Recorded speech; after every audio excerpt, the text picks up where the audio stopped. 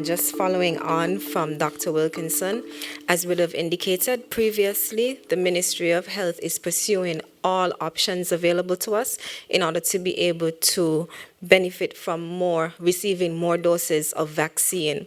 And the Prime Minister would have indicated that we would talk more about Johnson & Johnson.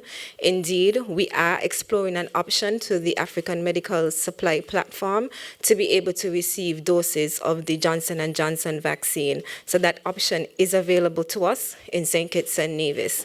In terms of AstraZeneca, we continue to work with the COVAX facility.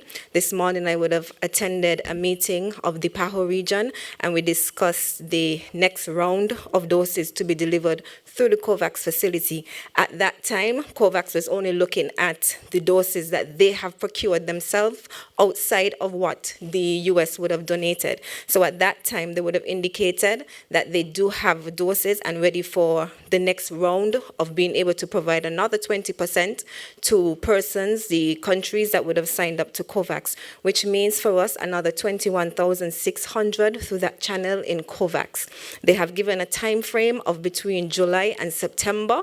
The specific dates will be communicated afterwards. However, after that meeting, we would have been informed, as the medical chief of staff would have indicated, that the US have committed to providing vaccines as well. Amongst that amount is 7 million that would be allocated to the COVAX facility, and they indicated the countries in which the COVAX facility should prioritize in the delivery of those 7 million. CARICOM was included as part of that donation. So we are expecting to receive some donations from the United States when they provide that or release those donations to the COVAX facility. They're only using the COVAX facility because the COVAX already have a means of being able to get the vaccines to the various countries, so they're using that mechanism in order to be able to share their donations.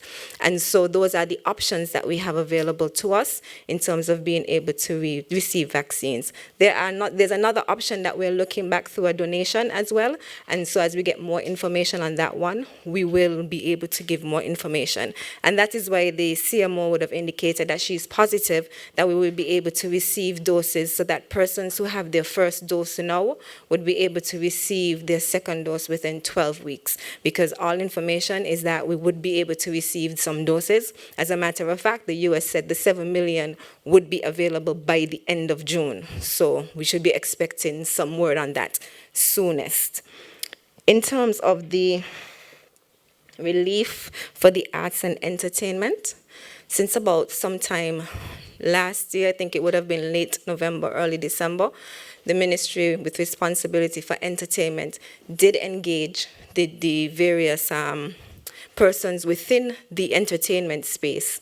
We were trying to put together a proposal to be able to assist them or see how we can put a proposal together to assist them in terms of providing some relief. That meant that would have required information from them. We went as far as creating a survey for them to complete so that we can get pertinent information from them, including their business registration, etc.